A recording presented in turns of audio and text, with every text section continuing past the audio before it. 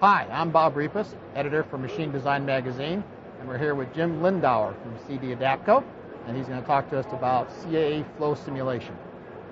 What product or service does your company provide? Bob, we provide simulation software and services for simulation of fluids, simulation of heat transfer, stress analysis that's used extensively in the aerospace, automobile, biomedical, oil and gas technologies. So you can simulate the flow of liquids or gas, for example, or the combination of those two.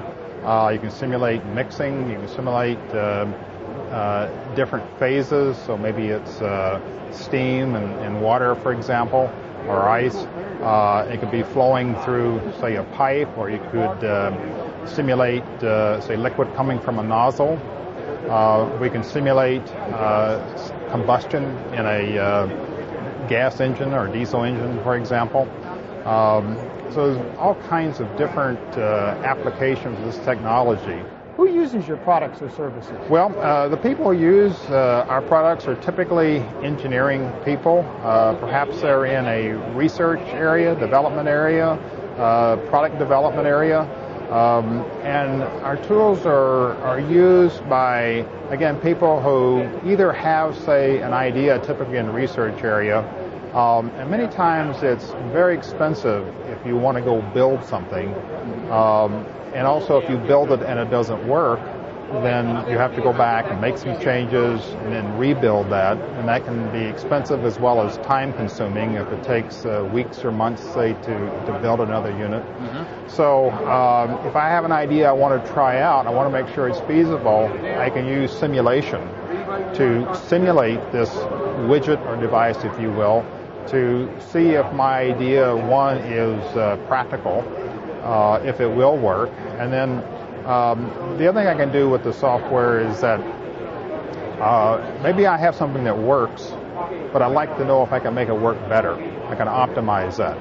And so if I have to do this through testing or prototyping or building, again, that can be a long, laborious, expensive process, where on the computer I can do a lot of what-ifs. I can have it run simulations after simulation after simulation very quickly at very low cost in terms of actual man hours. And I can get a very good idea of what are the best operating points, for example, for a particular design, and know before I go build it that I've got the best design that I could come up with, and I got a really good idea that it's going to work. What types of problems can be solved by flow analysis? Well, a lot of different kinds of problems. So, for example, I have a injector, let's say, that in my car engine, and the performance of this engine is very dependent upon how the fuel is injected into the cylinder, for example. And so a lot of that is dependent on how that injector is designed, and is the fuel coming in properly dispersed, evenly dispersed. And so trying to do that on an experimental basis can be very, very time-consuming or difficult.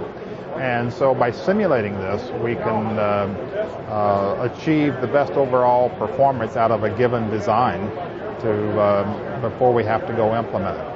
Well, why use simulation? One is to, of course, eliminate prototyping and eliminate testing to reduce cost and so-called time to market, so that you can get things out there sooner. But also, simulation brings another element that you don't get from testing. Many times, if you have a problem and you measure something, and you, in order to solve that problem, you want to make a change.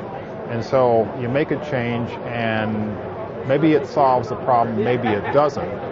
But even if it does, you really don't know why it did. So the next time you have a problem, you haven't learned anything. Right.